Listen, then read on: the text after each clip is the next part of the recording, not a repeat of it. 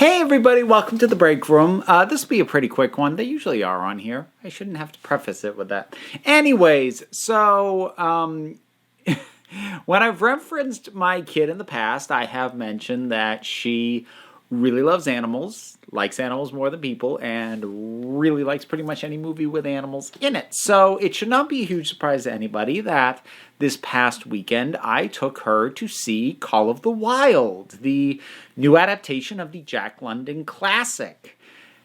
And, you know what? It was pretty good. It wasn't amazing, but it was solid, especially for, the age range it was aimed at. It's slightly toned down. I say this based off memory. It was ages ago I read that book. But they toned things down a little bit. The book, from the age and the era that it came from, is a little bit more brutal than the movie was. But the beats are all there. The spirit of it is certainly there.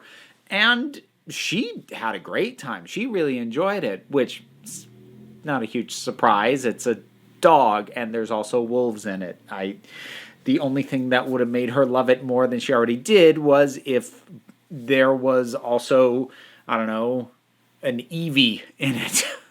But anyways, so I suppose the CGI generated elephant in the room is the dog, and the fact that the dog is not an actual dog. It is a CGI creation laid over what was actually a on-set human stand-in for the dog. If you've seen any of the behind-the-scenes images of that, they're a little off-putting.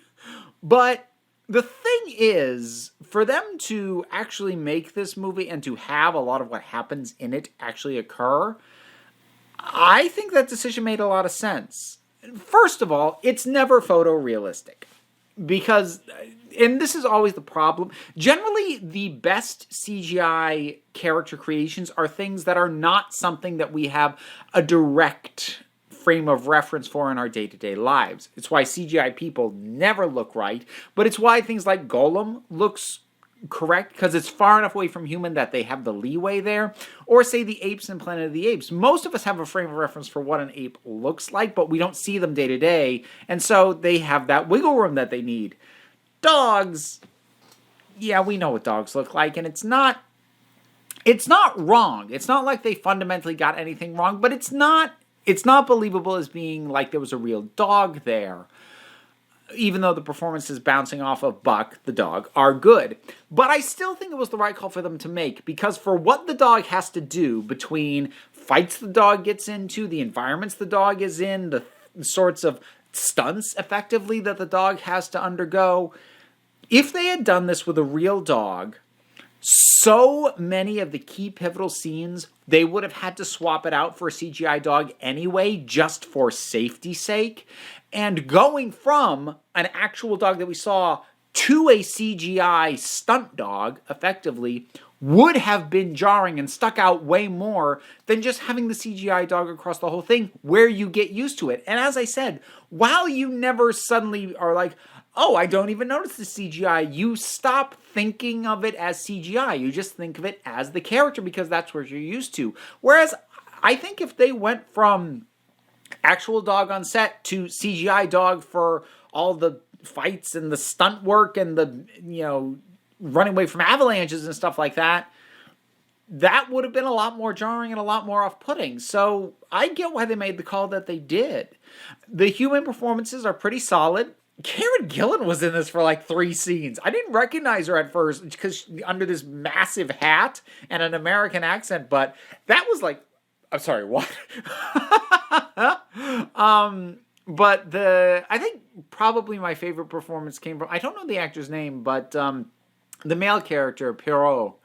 I really liked him. He was just so full of life. He was great. And Harrison Ford does good work. He has a surprisingly good rapport with this CGI dog that was a human man in a weird walking apparatus on set. I don't know, but he did solid work. There's a human villain that I cannot remember if he's in the book or not, but he's very He's very cartoonish, complete with evil mustache. He doesn't quite go so far as to twirl it, but he might as well have. That was a little like, But that was about the only thing in the film that I could be like, I'm not sure that needs to be there. Pretty much every other decision they made, I feel under the circumstances of what they were trying to adapt and what they were trying to make, which is a family-friendly version of this movie at this point in time, I think the decisions they made were pretty much all the right ones, both in terms of adaptation and how they went about making this. Again, I don't want to oversell it. It's not an amazing movie, but for what it was they were trying to do, I think they pulled off a pretty dang good version of it. So that's my thoughts on Call of the Wild. I'll wrap it up there. No reason to stretch this out.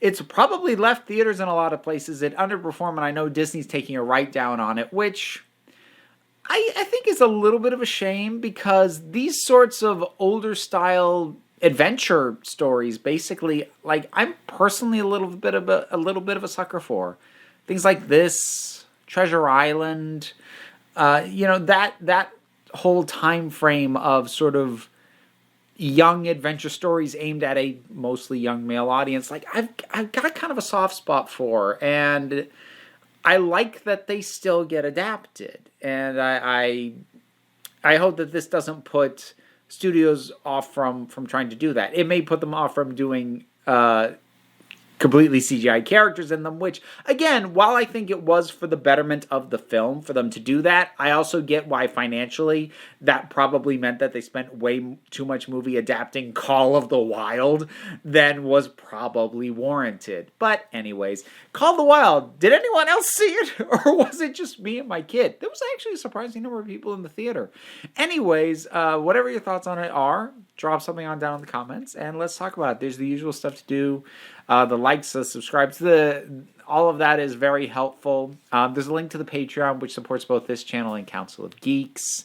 It's my birthday this month, so that means I've also popped the link to my Amazon wish list down in there as well, if you feel like getting me something. And if nothing on the wish list inspires you, there's also my P.O. box if you think of something that's not on there that you want to send me.